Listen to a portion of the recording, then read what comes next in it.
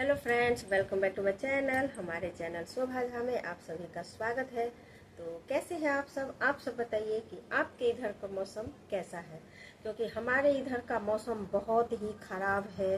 मानो तो भगवान जैसे जानलेवा हमला कर रहे हो वैसे है, क्योंकि बारिश होने का कोई चांस ही नहीं है और काफ़ी दिन से बारिश हुई भी नहीं है। तो ऐसा लग रहा है कि जैसे हम लोग बारिश के लिए तरस गए हैं, कितने साल हो गए हों बारिश देखना, वैसे लग रहा है।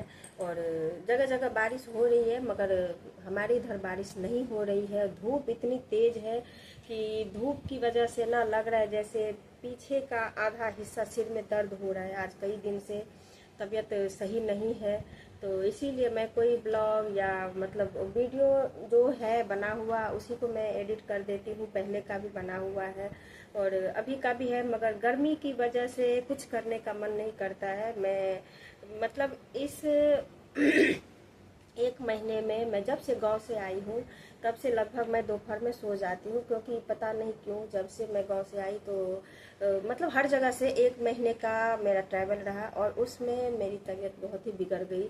एक हफ्ते के बाद आने के एक हफ्ते के बाद मेरी तबीयत, और फिर डॉक्टर से दिखाई, खैर कोई बात नहीं, इलाज हुआ, अब थोड़ा ठीक हूँ। और तबीयत मेरी बहुत बिगड़ गई थी, पता नहीं क्या इन्फेक्शन हो गया था थोड़ा सा, तो दवाई ववाई खाई तो ठीक हूँ अब मैं। और अभी भी मेरे गले में ना कुछ कुछ लगता है कि फंस जाता है, और खांसी भी हो रही थी, बहुत तबीयत मेरी गड़बड़ थी।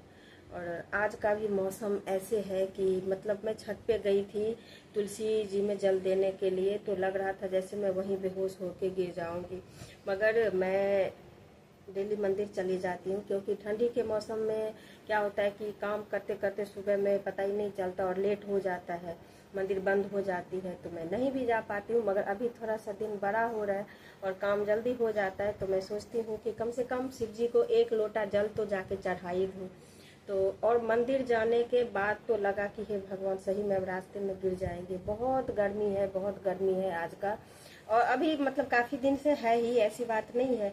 मगर कभी कभी क्या होता है ना कि जब धूप में हवा रहती है ना, तो कभी धूप कभी छाँव ऐसे होता है, तो मतलब इतना असर नहीं करता है। मगर आज तो लग रहा है जैसे धूप सुबह से निकली तो मतलब छाँव होने का नाम ही नहीं रहा, एकदम उगा हुआ ही है सूरज, और लग रहा है जैसे तप रहे हैं।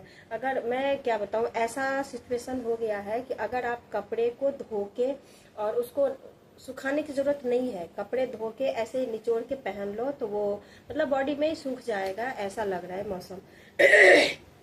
मेरी अभी भी दिक्कत है थोड़ा सा, इसीलिए कोई बात नहीं। और मेरे बेटे का भी थोड़ा सा गर्मी की वजह से 2 दिन से तबीयत बहुत ख़राब हो गई है, फीवर भी हो गया था। आज मैं सोच रही थी कि खाना कुछ अलग बनाऊं, क्योंकि इस बीच में बहुत सारे चीज़ें खाई। और चना दाल को मतलब मैं फुला के उबाल के रखी थी कि उसका तड़का बनाऊंगी, मगर तड़के का चांस कैंसिल हो गया क्योंकि इसकी तबीयत सही नहीं है। तो अभी आज सिंपल खाना बिल्कुल बनेगा। पहले तो था कि दाल चावल चोखा बनेगा, क्योंकि एक हमारे बिहार में कहावत है दाल चावल चोखा कभी न दे धोखा। अगर आप कभी भी कहीं से आते हैं ना, अगर आपके घर में कोई भी सब्जी नहीं है तो आप दाल चावल चोखा खा लीजिए, मगर वो बहुत स्वादिष्ट होता है। क्योंकि कोई कोई चोखा फोड़न से बनाते हैं और कोई कोई प्याज हरी मिर्च डाल के बनाते हैं। सबको जिसको जिस तरह से पसंद है, सब अपने अपने हिसाब से बनाते हैं।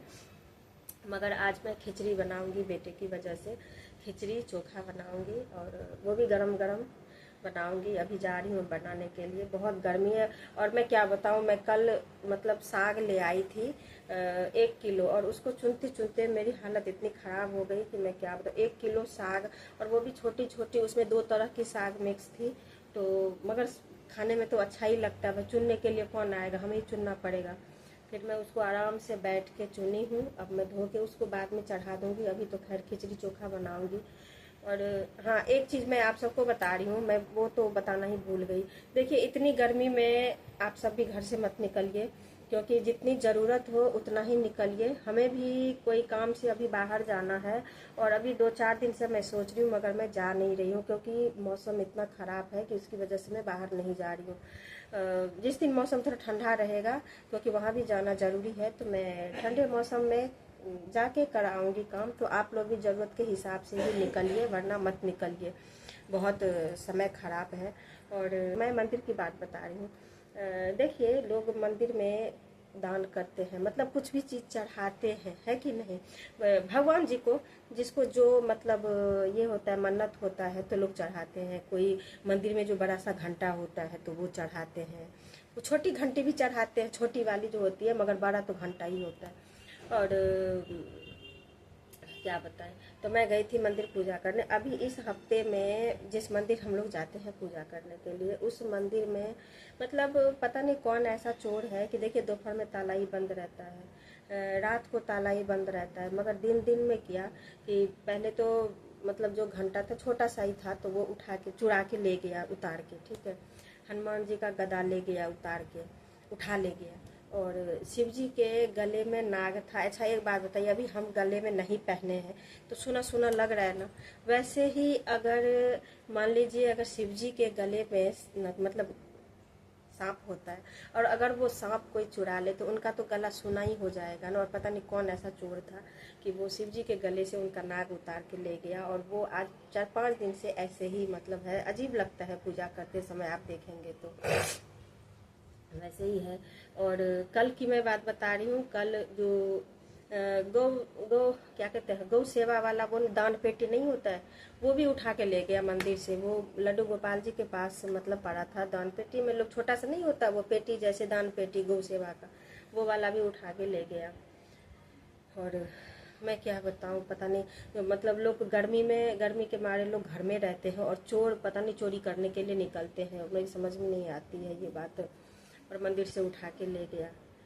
और मैं गले में इसलिए नहीं पहनी हूँ क्योंकि जब बहुत गर्मी होती है ना तो मेरे से बर्दाश्त नहीं होता है। हाँ, जब मैं कोई रील वीडियो वगैरह बनाती हूँ तो मैं पहन लेती हूँ, वरना मैं कुछ भी नहीं डाल सकती हूँ। ये जो 2 महीने गर्मी होती है ना, मुझे पता नहीं क्यों तुरंत कुछ भी पहनूंगी ना, तुरंत मुझे दाने एकदम हो जाएगा और खुजली मचने लगती है, तो मैं कुछ नहीं पहनती हूँ गले में। और गर्मी भी यहाँ का बहुत ही होता है। तो चलिए, आप लोग भी अपना ध्यान रखिएगा। जब मतलब अभी जब जितना ज़रूरत हो उतना ही निकलिए, वरना मत निकलिए। तो बाय बाय। अब मैं जा रही हूँ खाना बनाने के लिए।